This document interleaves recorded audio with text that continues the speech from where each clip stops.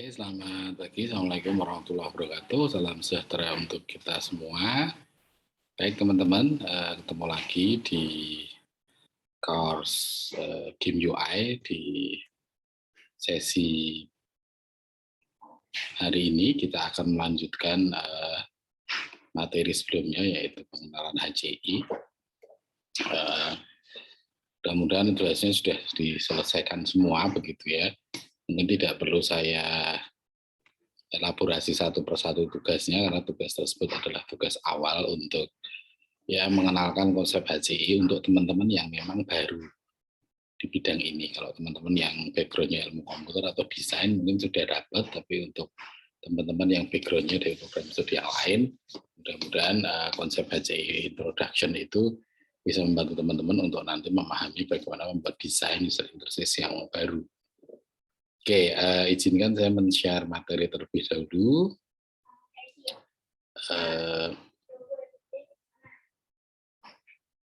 Oke.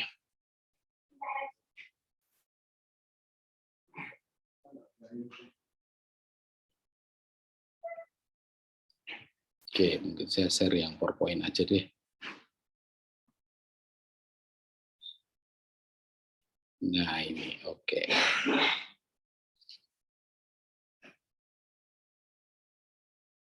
Nah, pada pertemuan hari ini kita akan membahas tentang prinsip dasar desain, pemodelan, dan HCI, apa hubungan antara desain, pemodelan desain, dan HCI ya. Oke, di pertemuan sebelumnya salah satu tujuan dari HCI itu adalah untuk mencapai derajat usabilitas yang tinggi. Jadi ada kata-kata usability di situ. Dan usability itu nanti jadi kata kunci ketika teman-teman desain yang interaktif. Ya. Usability sebenarnya tidak hanya dikenal di dunia software saja, tetapi hampir semua peralatan yang digunakan oleh manusia itu harus memenuhi konsep usability. Tapi pada pertemuan ini kita akan khusus membahas tentang usability pada user interface untuk sistem interaktif gitu ya. Nah ini seperti kita tahu bersama, salah satu kunci utama dalam HCI itu adalah memiliki tujuan membuat sistem itu mudah dipelajari dan mudah digunakan. Nah kata-kata mudah dipelajari dan mudah digunakan itu kemudian dirangkum dalam satu term atau definisi yang mudah yang kita sebut sebagai usability. Sehingga apapun sistem yang kita desain nanti harus memenuhi beberapa kriteria seperti yang saya share di bawah ini ya.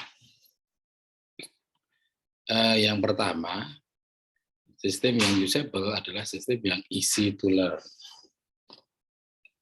Kita tahu bersama easy to learn itu untuk software-software yang pertama kali digunakan oleh user. Jadi ada user yang baru pertama menggunakan software tersebut, maka dia harus memiliki kemampuan mudah untuk dipelajari.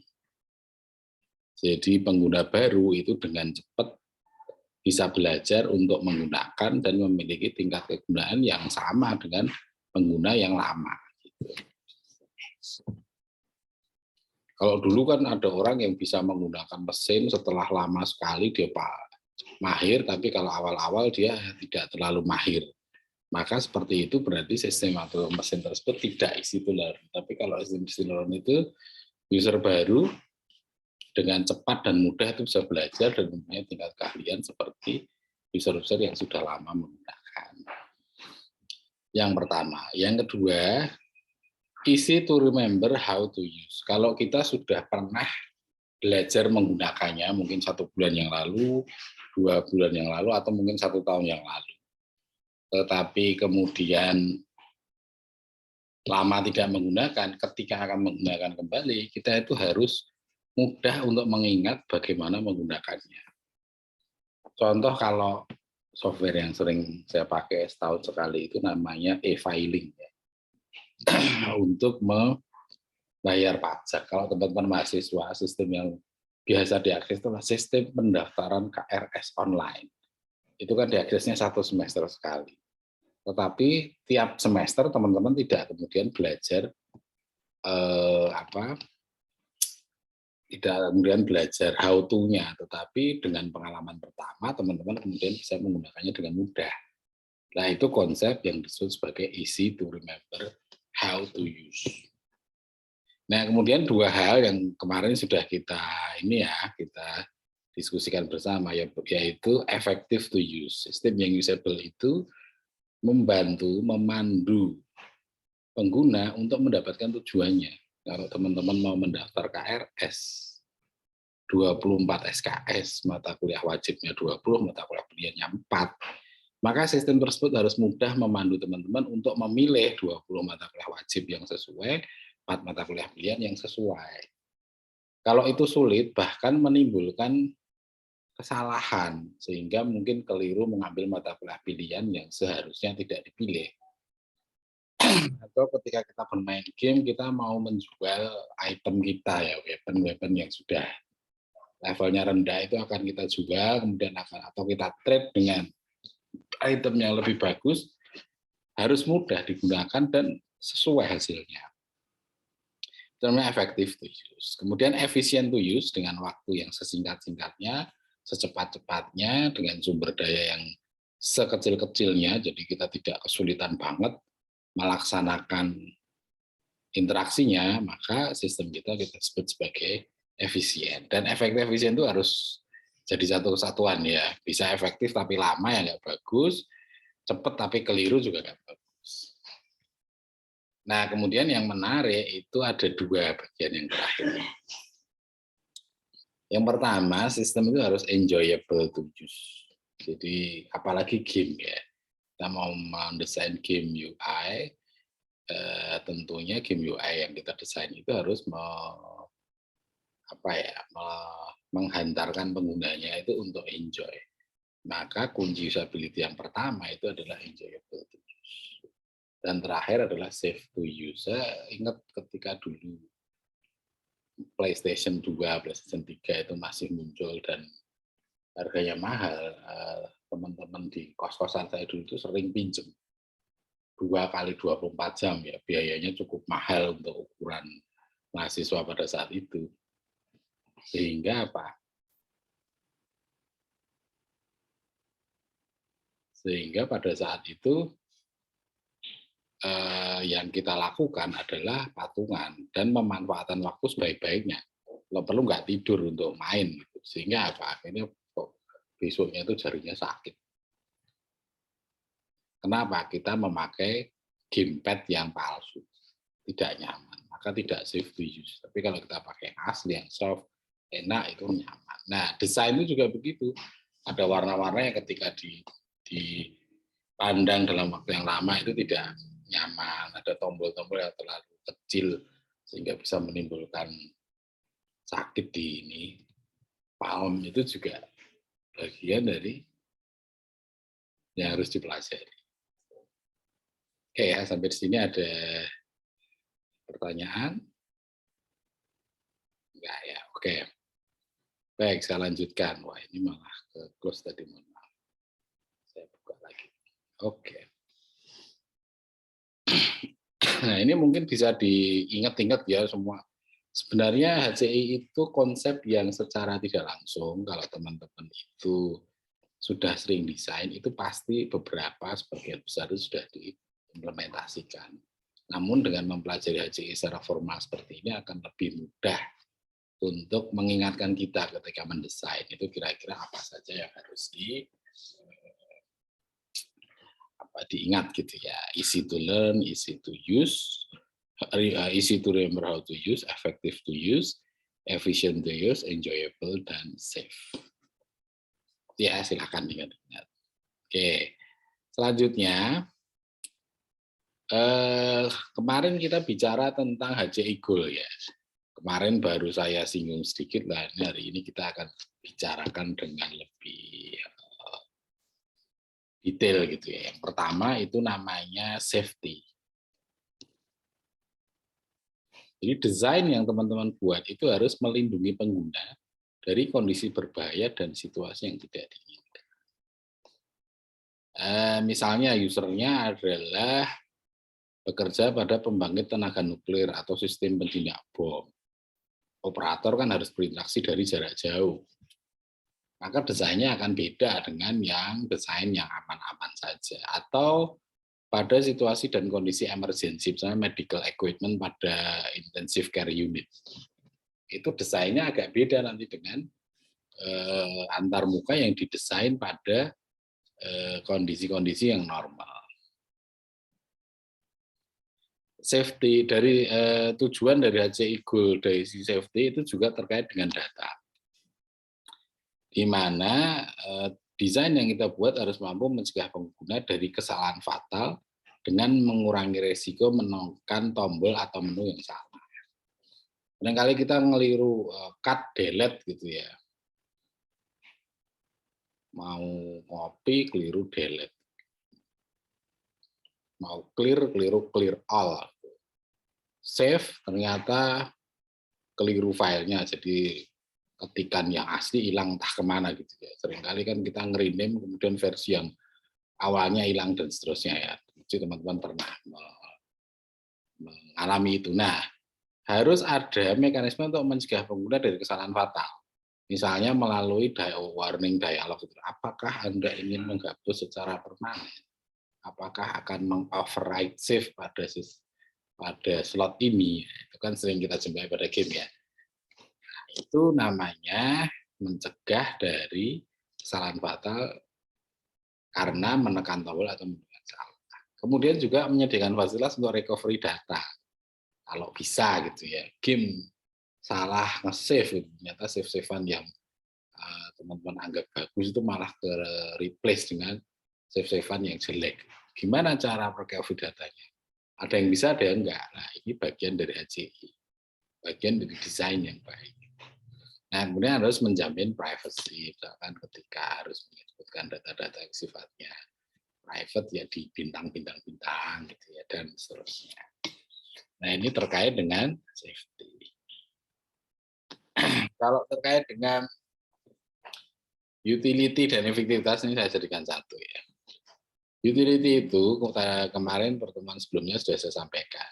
Fungsionalitas yang tepat itu disediakan sehingga user dapat melakukan task itu kegiatan yang proses yang dilakukan oleh sistem sesuai interaksi dari pengguna.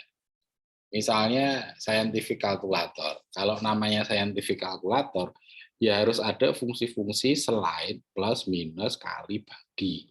Mungkin ada fungsi trigonometri ya, sinus, kosinus, tangen, ada log, len, dan seterusnya gitu. Fungsionalitas itu harus ada, itu terkait namanya utility. Atau game edukasi pada anak. Kemarin saya sampaikan, kalau anak-anak itu kan sulit atau belum bisa membaca. Sehingga utility yang ada adalah instruksinya harus dalam bentuk sound atau narasi, suara. Itu pun harus disesuaikan dengan bahasanya. Kalau untuk anak-anak Indonesia ya jangan menggunakan bahasa Inggris yang strong kalau misalnya harus bahasa Inggris dan seterusnya. Nah, ini terkait dengan utility. Kemudian terkait dengan efektivitas. Nah, efektivitas itu menekankan pada bagaimana user dapat menyelesaikan goal atau tujuan yang diinginkan. Misalnya kita masuk ke sistem perpustakaan, kita mau search naskah skripsi dengan judul HCI. Kalau itu ketemu dan tujuan kita bagus, berarti fasilitas web perpustakaan itu bagus. Kita main game, di game itu ada fasilitas untuk upgrade level. Caranya gimana? Harus cari orang yang levelnya harusnya guild atau pelatihan. Misalnya saya archer gitu ya. Saya mau upgrade ke level 10, saya harus masuk ke guild atau perkumpulan yang bisa mengupgrade saya menjadi level 10. Adanya di Pulau X, di mana Pulau X itu harus bisa ditembus oleh yang levelnya sudah 9. Kalau itu diikuti benar, kita bisa upgrade, itu efektivitas. Nah, efektivitas itu selalu dibarter dengan namanya efisiensi. Ukuran seberapa cepat user dapat mencapai tujuan mereka dengan menggunakan sistem yang saat ini ada. Contohnya gimana ya? Secara cepat kita ganti weapon. Trading, item pada game. Upgrade chat mungkin ya ketika kita mabar itu chat yang efektif efisien gimana. Nah, hal-hal ini kalau bisa dilakukan dengan cepat itu tidak mengganggu in-game-nya. Misalnya kita mau ganti weapon butuh waktu 5 menit bahkan 10 menit ya kelamaan. Trading item juga sama, harus klik sana sini lama banget baru kemudian bisa trading. Nah, efisiensi itu sekali lagi dipaketkan dengan namanya efektivitas, karena kalau efisien saja ya tidak bagus, efektif saja juga nggak bagus. Maka desain HCI Goal juga efektif dan efisien, itu sering jadi satu. Nah, HCI Goal yang tadi sudah kita highlight adalah usability, ease of learning, kemudahan untuk mempelajari untuk yang baru, dan ease of use untuk yang nanti sering menggunakan. Jadi kata kuncinya nih, apakah pengguna bisa menggunakan game tanpa harus memainkan tutorial? Kalaupun pakai ya sedikit aja, kalaupun tanya ke temannya ya tidak banyak. Kemudian jika ada fungsi baru, bisa nggak dipelajari secara itu? Misalnya ada update gitu ya. Atau ada game versi berikutnya dengan menggunakan pengetahuan dari versi yang lama, bisa nggak dimainkan? Kalau ada fitur-fitur baru, oh ternyata ada weapon baru, ada cara menggunakan yang baru. Tapi secara intuitif menggunakan knowledge kita dari game yang sebelumnya itu bisa nggak dipakai? Nah, kemudian yang terakhir itu adalah appeal. Appeal itu seberapa tertarik user pada tampilan aplikasi kita. Kayak lagi ini ya, tadi game itu ya jualan pertama pada appeal-nya. First impression itu di situ ya. Kita kan sering kali ketipu ketika download game di Play Store itu, wow, screenshot aja keren, tapi in game-nya mohon maaf sekali. Nah, appeal itu ada dua. First impression, menarik orang untuk menggunakan pertama kali, dan ada namanya long time satisfaction. Kalau kita appeal bagus hanya di pertama, kemudian ketika memainkan seterusnya itu tidak bagus, maka appeal itu belum terpenuhi. Tetapi kalau appeal-nya bagus, maka akan mampu menjamin ada yang namanya long time satisfaction. Long time satisfaction ini akan menggunakan sistem itu dipakai dalam waktu yang lama, dan penggembang sistem atau game itu tidak perlu sering melakukan upgrade.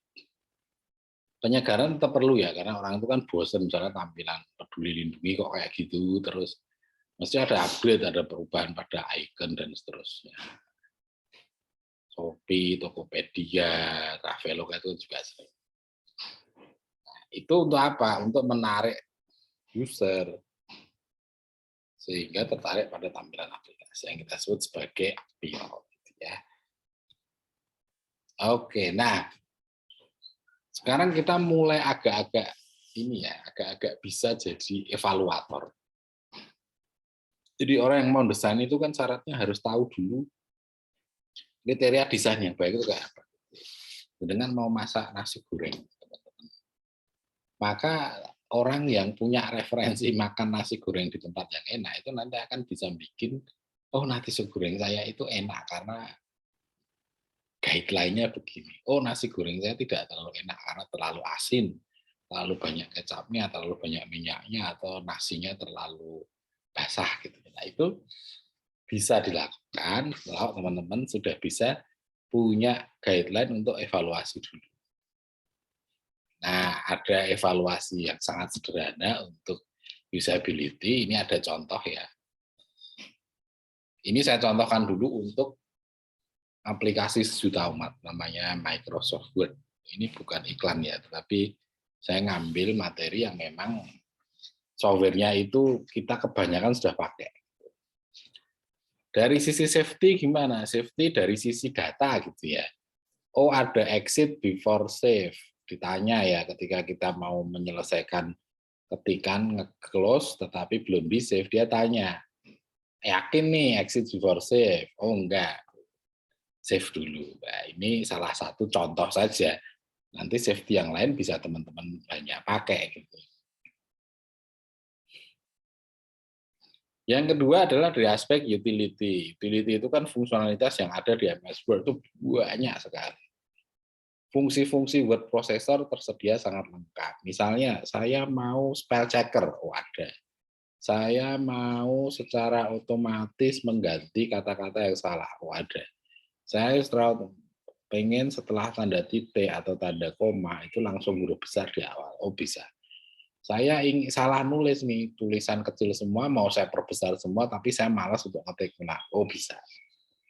Nah ini fungsi-fungsi word processor ada semua, maka kita anggap utility pada word processor itu bagus. Pada game gimana? Ya tergantung gamenya. Bisa save nggak? Kalau ada game-game yang memang tidak perlu save, misalnya endless running itu kan memang dibuat tidak bisa nge-save. Itu kalau ada malah nggak bagus. Jadi utility-nya tidak boleh ada save. Itu masuk. Harus menampilkan high score. Ketika sudah bermain sampai berapa sekian menit akan ada bonus waktu berupa apa. Nah, itu namanya. Nah, untuk effectiveness MS Word jelas ya, kita mau ngapain. Nah, di situ pasti sudah ada fiturnya dan ketika kita interaksi dengan benar, fitur itu betul. Saya mau ngedit formula atau nulis formula matematika, ada fiturnya, kita lakukan. Efisiensi, ada banyak efisiensi yang ditawarkan. Misalnya ada template, ada otomatisasi pembenaran kata-kata itu ya, spell checking, grammar, dan seterusnya. Kemudian appeal, usability. Oh, di MS Word itu banyak icon-icon yang kita tidak perlu tahu file edit view itu isinya apa. Hal-hal yang sering kita akses, cetak, rata kiri, kanan, dan seterusnya sudah dibuatkan icon sehingga mudah diakses. Dan mudah dipelajari, dilihat aja, oh ini itu, nah, itu sudah kelihatan gitu ya, dan mudah gitu. Maka itu namanya usable. Usability-nya bagus.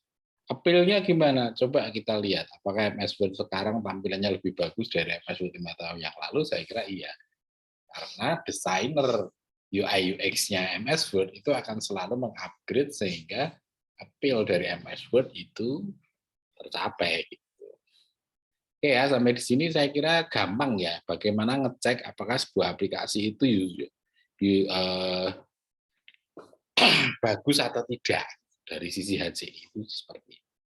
Nah, sekarang ada satu kuis menarik ini untuk teman-teman. Nah, dari game yang kemarin teman-teman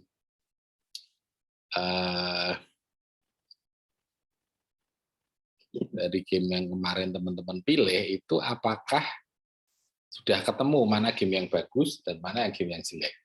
Nah, sekarang kita lebih explore lagi. Misalnya saya ngambil game Free Fire ya. Saya bocil app soalnya, jadi saya pakai contoh itu. Safety-nya gimana? Gimana kalau ada in-game transaction? Apakah kalau sekali, misalkan orang tuanya itu pernah sekali nginput ya, kemudian dimainkan oleh anaknya mau beli, terus apakah dia tetap minta kode transaksi, verifikasi transaksinya atau enggak? Cek aja nanti.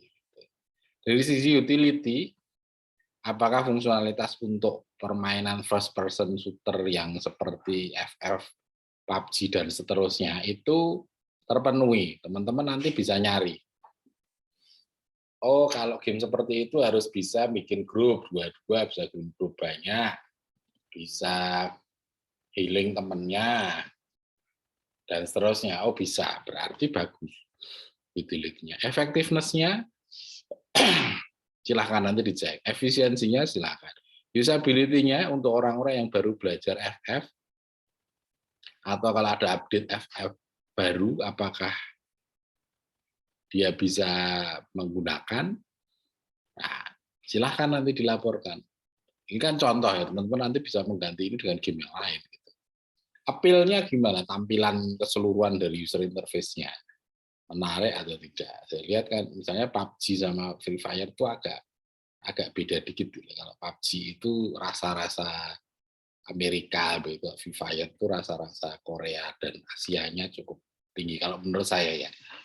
Nah, appeal-nya bisa beda, tetapi mungkin sama-sama menarik. Nah, silahkan nanti teman-teman ngasih ngasih di sini bebas ya ngasih evaluasi, tetapi ketika seorang evaluator itu mengasih ini tidak, maka harus ada argumentasi atau contoh yang mendukung ini tadi.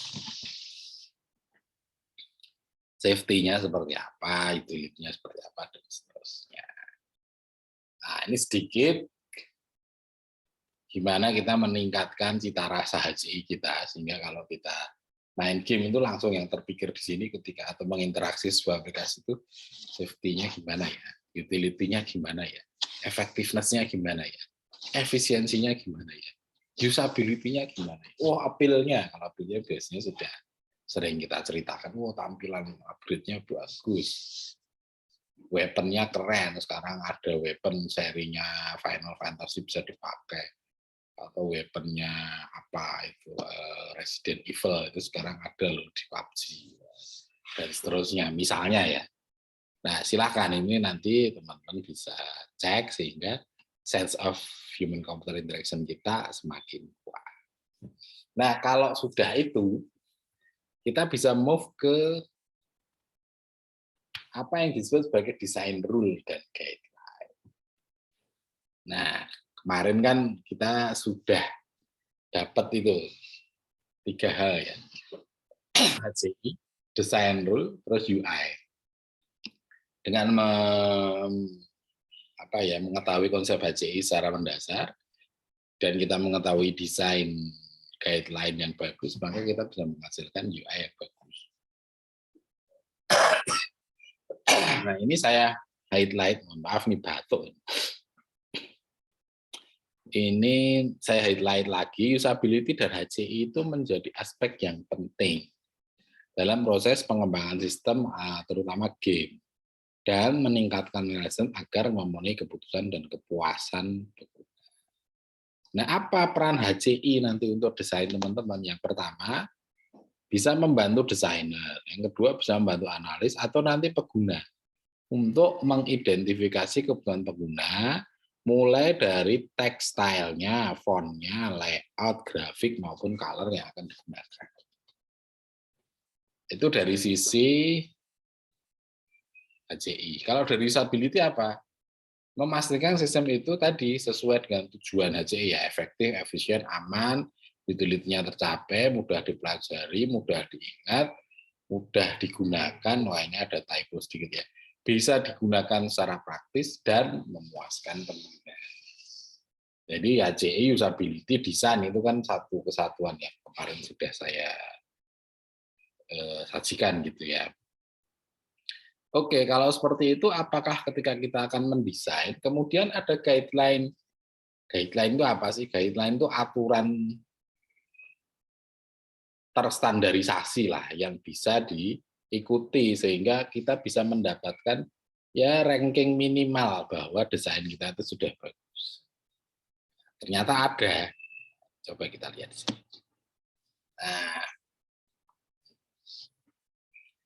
Nah tadi ketika kita bicara usability itu ada 3 hal yang perlu kita perhatikan saat mendesain. Ini agak ngulang-ngulang sih dengan konsep sebelumnya, nanti tidak apa-apa ya. Yang pertama itu ada namanya learnability. Kemudahan di mana pengguna baru dapat memulai interaksi secara efektif dan mencapai performa maksimal seperti orang yang sudah menggunakan lama. Jadi pengguna baru itu paling cukup butuh waktu 1, 2, 3 kali, dia sudah akan memiliki kemampuan menggunakan yang sama dengan orang yang mungkin sudah menggunakan setahun dan seterusnya. Contoh dengan KRS ya, mahasiswa semester 1 dengan mahasiswa semester 4, itu kalau bisa tidak mengalami kesulitan semua. Jangan mahasiswa semester 1 tiap kali mau pakai harus tanya mahasiswa semester 4. Nanti semester 2 dia lupa lagi, semester 3 sudah mulai bagus. Itu learnability-nya tidak terlalu bagus. Paling lihat tutorial sebentar aja kalau lupa sudah ingat. Atau melihat help in game-nya kita sudah mulai bisa memainkan lagi. Itu namanya prinsip learnability. Kemudian flexibility, ini agak sulit. ketersediaan berbagai cara untuk mengakses atau berinteraksi.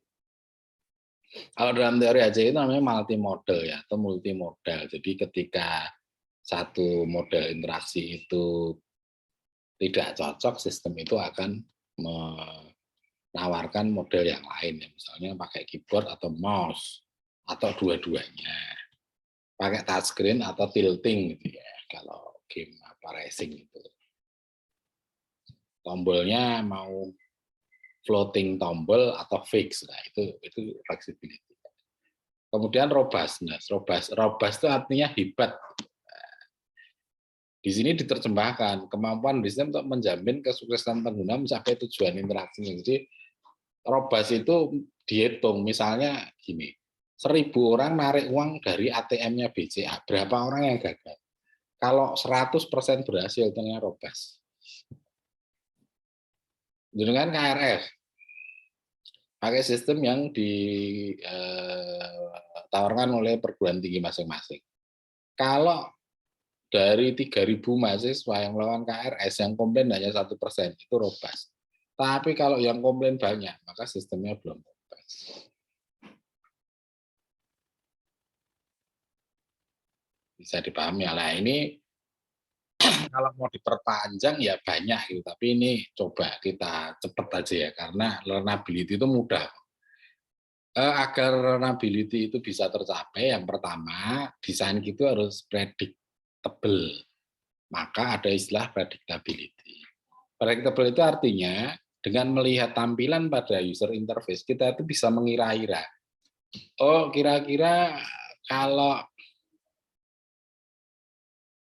ini saya klik, hasilnya akan seperti itu. Oh, ini kalau saya klik, maka hasilnya akan seperti apa lagi. Gitu. Jadi, jangan ada tombol, di situ ada tanda gunting. Oh, ini kira-kira untuk akad. Gitu ya. Klik, predictable. Ini misalnya kalau saya ada tanda itu, kira-kira apa, tanda undo. Kalau saya klik, kira-kira apa yang terjadi? Oh, mungkin nanti tulisan saya akan hilang. Nanti ada tanda undo yang lain gitu. Kita bisa memprediksi. Terus ada yang kedua namanya sensitizability. Sensitizability itu menentukan efek dari past operation pada current state. Misalnya gini, file kita hilang. Gitu. Kita bisa mikir, oh ini pasti ada yang nge-move ini. Atau kita nggak sengaja nge-move ke tempat lain. Maka kita bisa men-trace, oke lah, berarti ini past operation-nya adalah move. Berarti dia akan nyari, mungkin ada lari di variable yang lain. Atau nggak sengaja ke delete. Maka gimana ya? Oh, coba kita cari di recycle bin gitu, atau di trash gitu. Oh, ternyata ada. Itu namanya sensitizability. Kemudian familiarity. Kalau kita sudah sering menggunakan aplikasi, maka menu-menu yang ada pada sistem baru itu akan mirip kegunaannya dengan sistem-sistem yang lama. Jadi jangan bikin istilah-istilah, icon-icon yang benar-benar baru sehingga orang tuh bingung. Contoh sederhana, kalau kita ke toilet ada icon ladies and gents, gentlemen. Bedanya banyak modelnya, tapi kita harus membuat logo yang familiar sehingga orang tidak salah masuk ke toilet laki-laki dan toilet perempuan. Menu pada sistem juga seperti itu. Menu cari itu biasanya pakai loop atau teropong.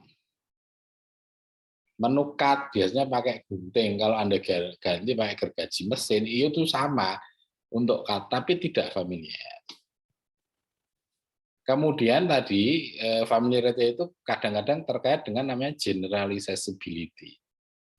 Misalnya cut and paste pada dunia nyata itu mirip dengan fungsi cut and paste pada sistem kan. Tanda gunting dipotong, paste itu ditempel. Berarti kalau kita motong tulisan ditempel. Dengan kata-kata cut dan paste itu mirip dengan dunia nyata. Itu namanya generalizability.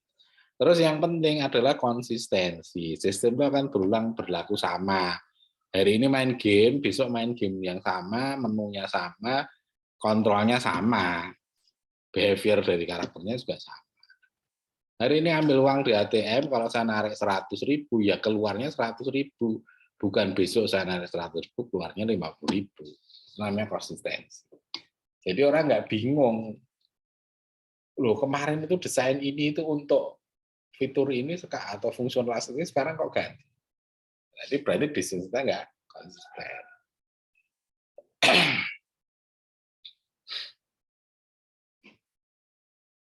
Nah, itu tadi terkait learnability. Kemudian terkait dengan flexibility.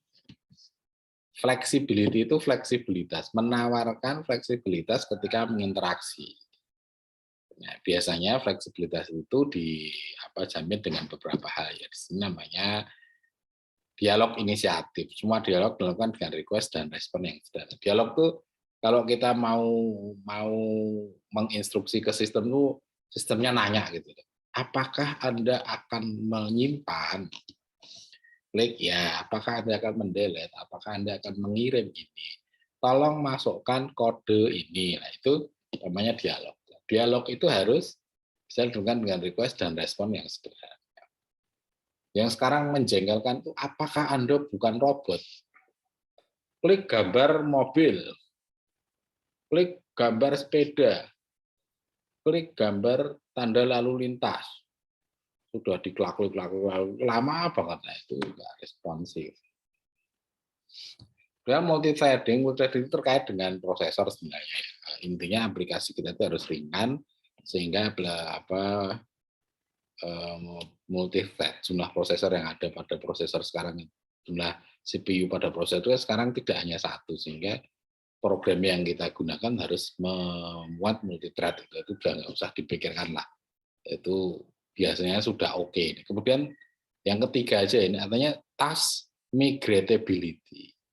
Nah, ya, flexibility itu ini yang sering kita pakai. Pengalihan tugas yang dilakukan user ke sistem. Misalnya sederhana itu spell checker. Spell checker itu ngecek satu-satu, benerin kata-kata itu kan susah. Atau dari titik ke huruf besar itu susah. Maka dengan task migratability, desain kita memungkinkan yang dilakukan manual itu bisa dicek atau dilakukan secara otomatis oleh sistem. Hapus semua item, tidak harus ngeluarin satu-satu kan, tetapi dengan select all, delete. Nah, itu namanya task migratability. Kemudian ada namanya substitutivity, memungkinkan penggantian operasi dengan beberapa cara. Oh, kalau saya tidak suka pakai touchscreen, saya bisa pakai tombol, saya bisa pakai keyboard, saya bisa pakai sound atau voice activation misalnya. Substitutivity. Yang terakhir yang sering kita pakai pada prinsip flexibility adalah customizability. User dapat memodifikasi tampilan user interface-nya, font-nya, ukurannya berapa, dan seterusnya. Itu customizability. Biasanya ukurannya, oh ini warnanya saya nggak suka, ukuran font-nya juga terlalu besar atau terlalu kecil. Lah. Prinsip desain customizability harus memungkinkan user memodifikasi. Tapi di game agak jarang ya, paling customizability itu pada key redefine itu udah lumayan itu. Nah, sistem yang lebih bagus semakin menawarkan customizability oleh pengguna. Nah, terakhir itu prinsip robustness. Robustness ini terkait dengan recoverability. Kalau ada kegagalan atau kekeliruan dilakukan oleh user, bisa nggak sistem meresolve-nya? Jadi fix and solve error dan get correct action. Itu namanya recoverability, itu robustness. Yang kedua, responsiveness. Sistem itu memberi feedback saat dibutuhkan gitu. Ketika mau delete, apakah yakin akan mendelete? Ya langsung keluar, enggak terus 2 jam lagi, 1 jam lagi. Kita sudah ngirim thread, kemudian dia mengirim feedback ke email kita. Terima kasih sudah mengirimkan ini. Kalau nggak ada, lah ini saya sudah terkirim belum kan nggak tahu. Terus ada task conformance. Sistem mau menyajikan semua user requirement yang desain. Ini terkait dengan desainnya. Nanti kalau teman-teman desain user interface itu, ada teknik di mana teman-teman tuh nanya usernya dulu. yang dibutuhkan menu apa aja, tampilannya mau kayak apa. Biasanya kan kita pakai paper prototype ya, biar murah. Gitu. Nah, task conformance itu menjamin nanti kalau sudah jadi ya sesuai yang dibutuhkan itu. Tidak terus suka-suka desainernya. Paham ya? Ini gampang sih. Misalnya dengan pesen rumah gitu ya. Pengennya pintunya di depan satu, di samping satu, di belakang satu. Tiba-tiba dibuat di depan nggak ada pintunya, itu nggak ada task conformance lagi. Teman-teman pengen gamenya itu nggak ada save-nya. Flappy Bird itu kan game yang memang menarik karena nggak ada save-nya. Gimana kalau Flappy Bird itu dikasih save? Per 2 menit nge-save gitu. Nanti bisa ngelanjutin. Nah, nanti malah nggak cocok dengan task conformance principle gitu ya. Kalau game Flappy Bird itu dikasih save.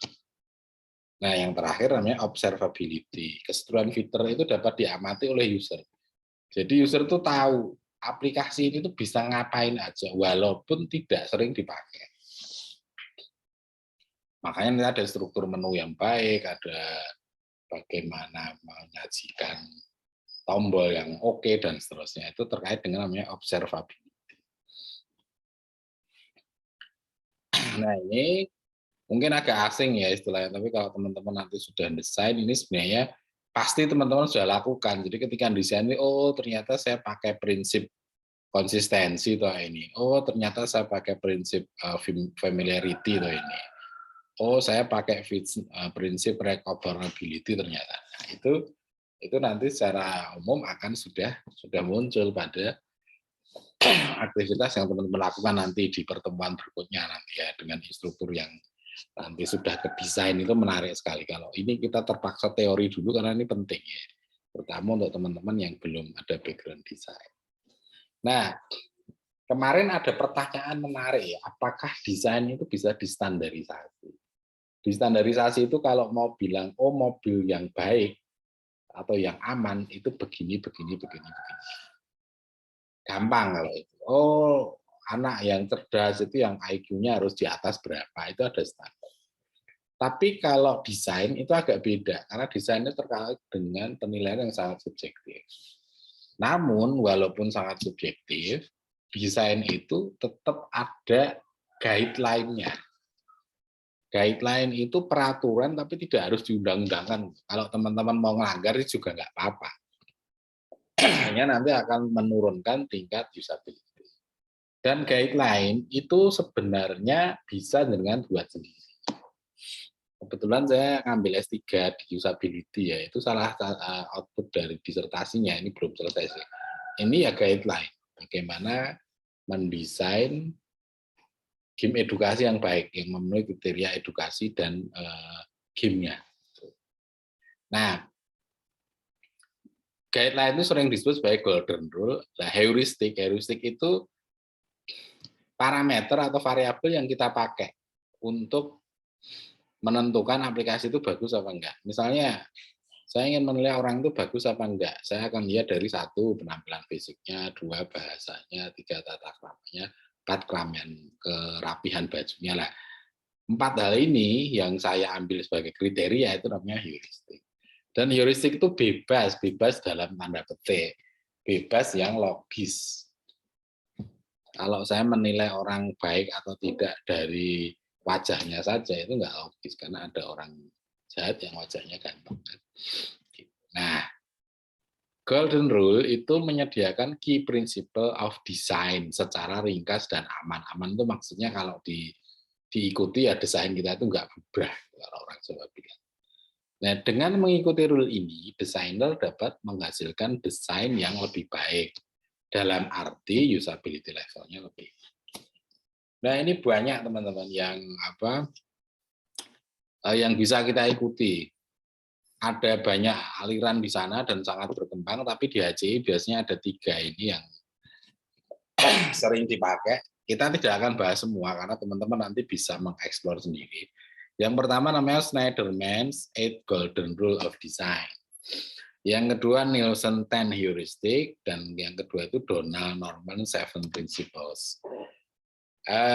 Mau pakai 1 boleh, mau pakai 2 boleh, 3 boleh, dan seterusnya.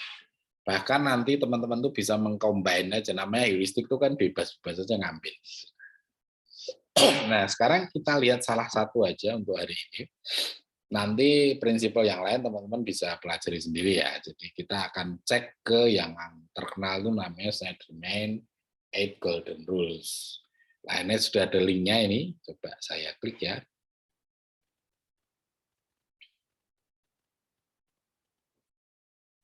Coba saya stop share dulu. Saya ganti dengan yang tadi.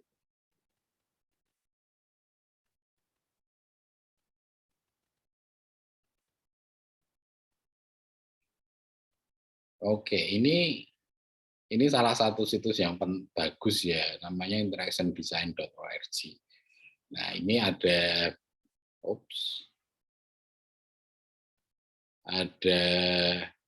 Snyderman 8 Golden Rule will help you design better interface. Nah, coba kita lihat sedikit. 8 Golden Rule of Design itu terdiri dari 8, namanya 8 ya. 8 aturan yang sederhana, dan tadi sebenarnya sudah ini ya. Sudah beberapa kali sudah kita sampaikan. Yang pertama misalnya si Snyderman itu bilang, si Ben Snyderman, yang pertama itu desain yang bagus adalah strive for konsistensi. Jadi dia selalu menjamin konsistensi dengan apa? Utilizing familiar icons, menggunakan icon-icon yang familiar. Colors, menu, hierarchy, call to action, and user flow ketika mendesain similar situation and sequence of action.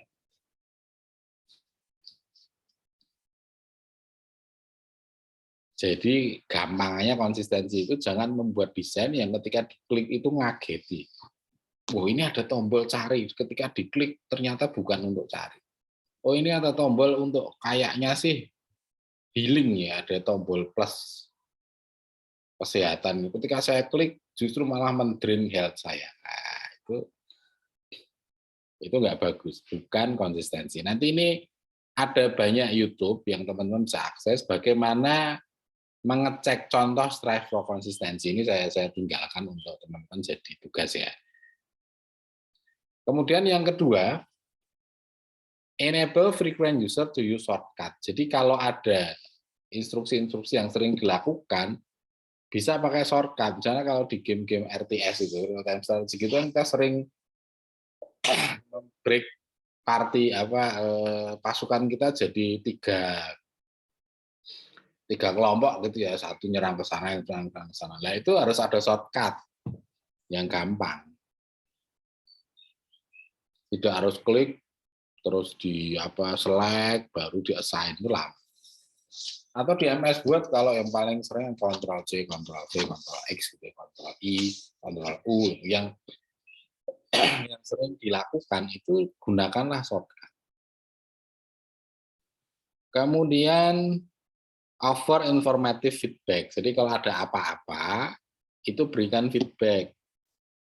Ngegame misalnya sudah tamat itu nggak dibilang apa-apa. Gimana? Bos pertama sudah selesai itu misalnya di situ ada item yang harus diambil, di situ nggak dikasih tahu. Kita masuk ke level berikutnya, rare item itu nggak kita ambil karena nggak ada feedback. Atau ketika ada error di game kita, dia misalnya mau masuk ke gua itu mempersyaratkan dia harus pakai armor level berapa, dia belum nyampe tuh. Ketika kita masuk nggak ada perintah apa, pokoknya masuk di situ, tapi quest yang ada di situ nggak pernah selesai. Ini berarti tidak ada informatif feedback.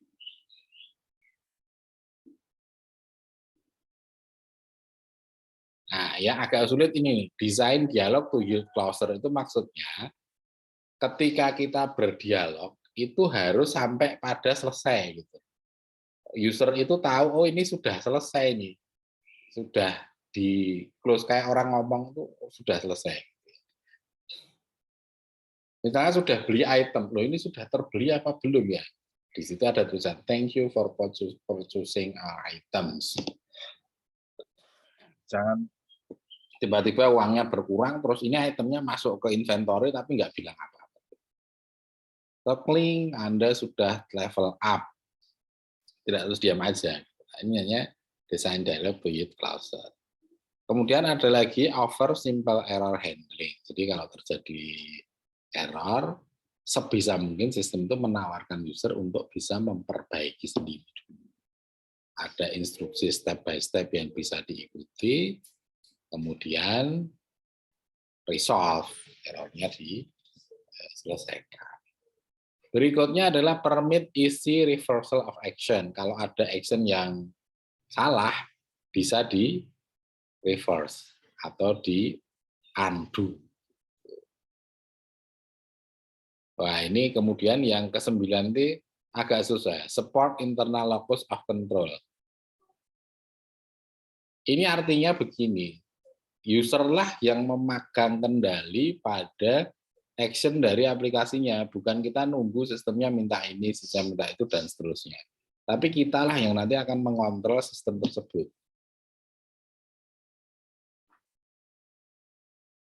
Kayak megang remote dulu, TV-nya kan diam aja, mau apa, ganti channel bisa, menaikkan suara, merendahkan suara, dan seterusnya. Itu kontrolnya ada di pengguna. Jangan sampai pengguna itu justru minta izin sistem untuk melakukan banyak hal. Itu berarti support internal locus of control-nya nggak dapat. Terus terakhir terkait dengan ease of learning tadi, reduce short term memory load. Jadi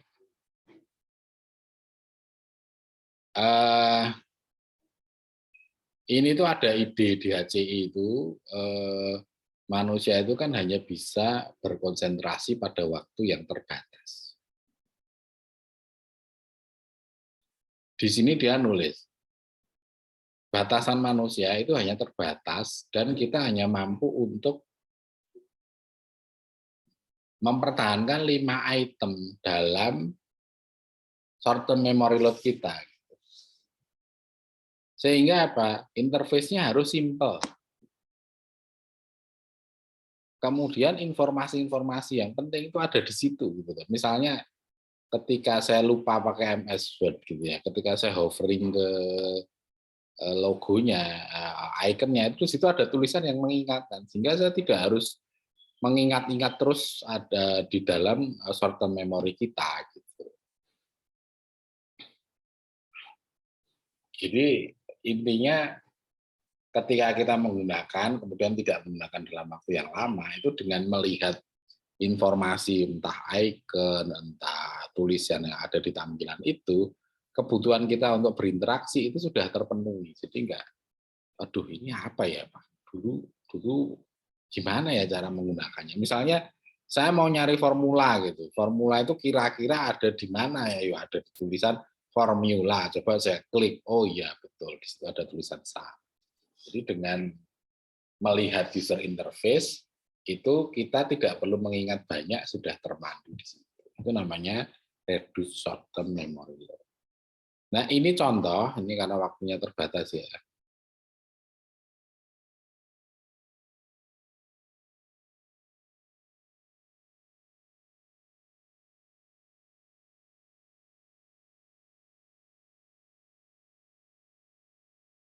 Nah di sini ada contoh, teman-teman nanti silahkan cek, oh konsistensi itu contohnya apa. Ini ada tampilan zaman dulu dengan tampilan sekarang. Mac OS zaman nggak enak dengan yang sekarang. Ternyata mirip. Gitu. Ini namanya konsisten, jangan sampai ini terus diganti ke tengah dan lain-lain. Kemudian shortcut. Ya kalau yang pengguna Mac kan Command C, Command F, Command Shift 3 itu sudah hafal. Informatif feedback. Ketika saya ngeklik sini, oh dikasih, oh berarti klik saya itu baru ada di sini, di learning. Ada feedback dalam bentuk headline.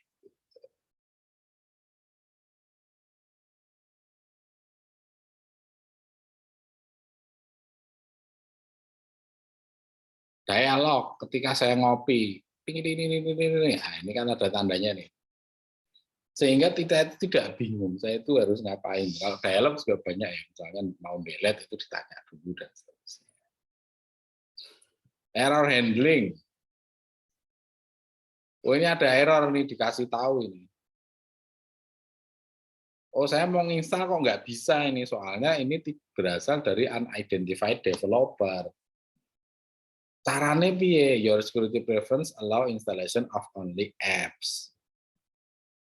Ya sudah, berarti security preference-nya di-update, diganti settingannya sehingga ini bisa diinstal. Ada error handling. Kemudian, nah ini nih error handling yang sangat terkenal nih, blue screen of death ya, tapi sekarang sudah nggak model.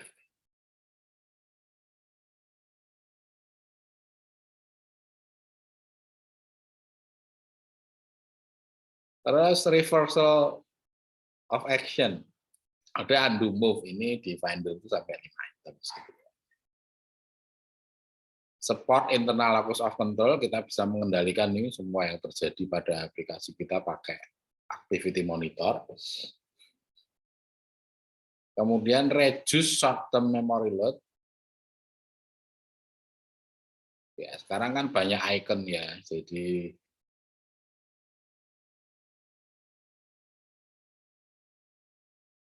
ingat ada 5 item yang bisa di-handle, sehingga iOS itu hanya menempatkan 4.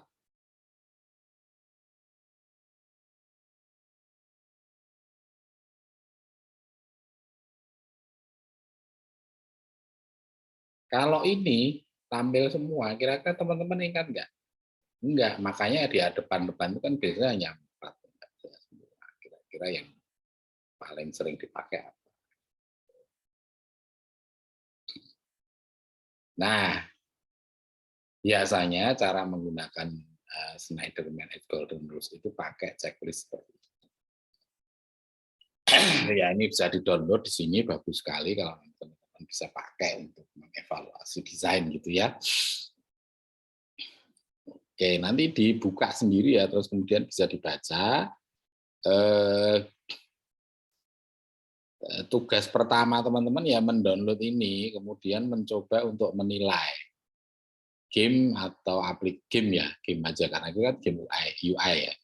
Game, kemudian silahkan dicek prinsipal ini terpakai semua atau tidak. Kalau game-game yang bagus biasanya iya, tapi kalau teman-teman bilang tidak, harus ada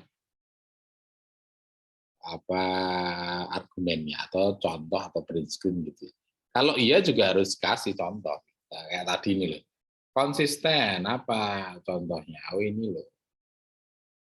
Dari zaman dulu sampai sekarang itu sama tampilannya ini loh. Kemudian shortcut, oh ini ada. Informatif feedback ini loh, saya lagi hovering di learning. Ini saya mau masukin ke foto ini. Dialog, oh ini lagi ngopi ini loh dikasih dan seterusnya. Oke, gitu ya. Baik. Sayangnya waktunya terbatas, video itu kalau lebih dari 30 menit nggak dilihat. Jadi video tutorial ini saya cukupkan sekian. Mudah-mudahan nanti teman-teman bisa mengikuti dengan baik.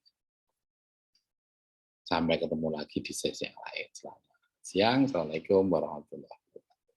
Tetap jaga kesehatan dan fokus.